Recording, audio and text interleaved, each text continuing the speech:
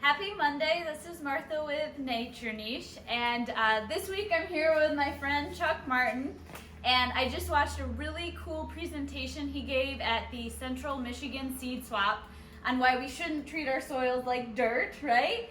And I asked him to do a shorter version and talk about some things we need to know about the basics of soil health.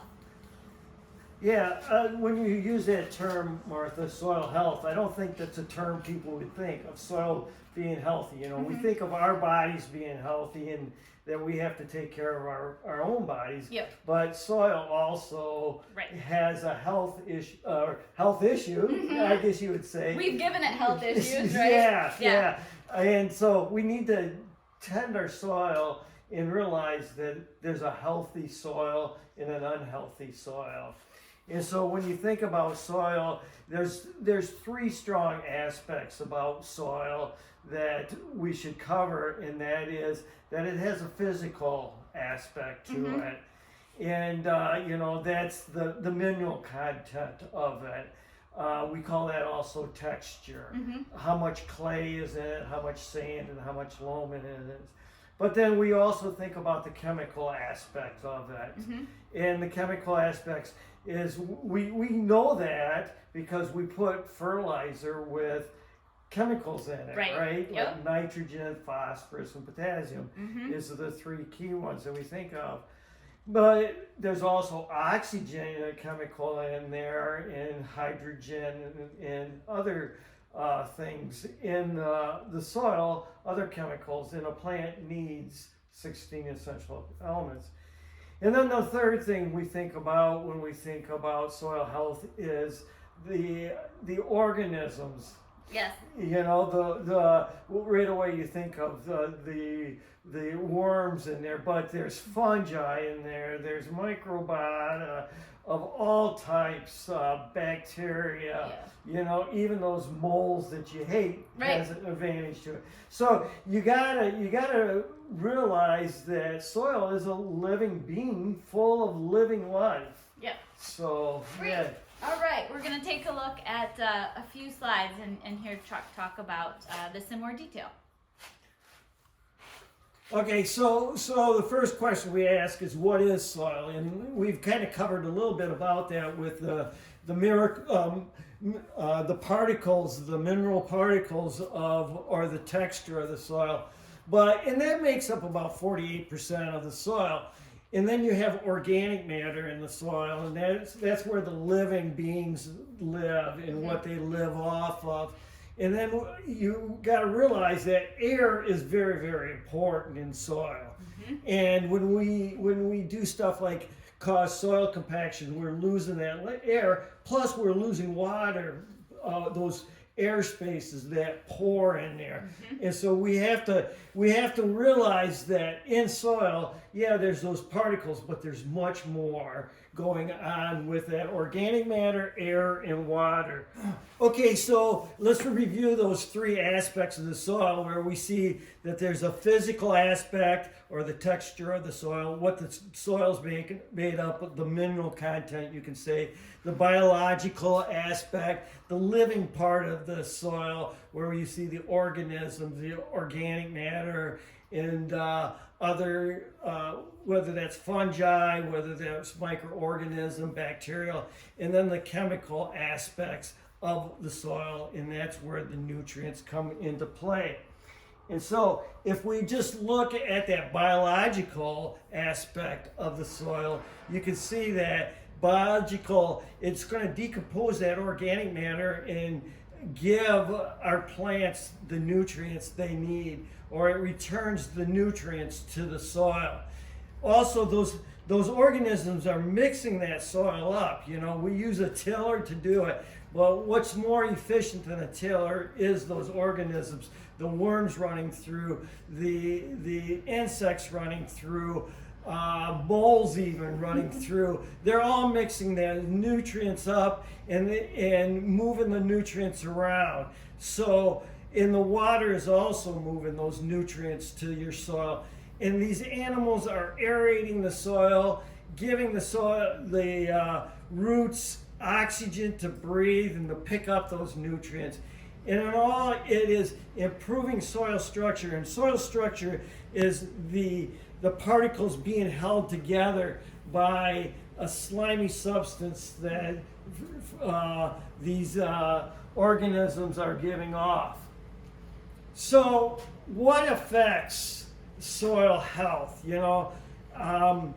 Erosion is a negativity to soil health.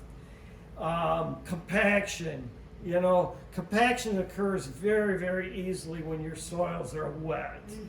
And so we see compaction happening very easily. Acidification is another problem we have. And also salinity. You can imagine, first of all, salt wrecks the soil structure. The sodium in the salt wrecks soil structure. Plus, salt is not good for the health of the organisms, Right. or the health of the roots of the plants. Salt is very damaging to our soils. The alkalinity of a soil is also a problem with many of our soils. Nutrient depletion, organic matter, Or the lack of it. or right? the lack Usually? of it, the lack of organic matter, and soil temperature. So you think of these organisms, and they're usually covered by vegetation or what. And so if we have bare soil, and the extremes of the temperatures in the winter and then in the summer with the sun beating down on it, that kills a lot of these organisms. So anyways, and flood and drought. So there's all kinds of things that affect these organisms that are in the soil that are very, very important for the health of our soil, and thus the health of our plant. A healthy soil means healthy plants. So to go on with it, there's actually we know about food webs, and there's actually food webs within the soil, and that is very, very important for the health of the soil. So you got the plant that has the roots, you have the earthworms, insects.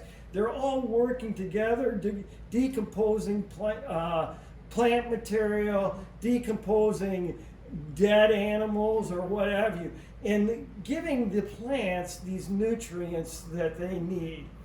So anyway, adding organic matter is very, very important to the health of our soils.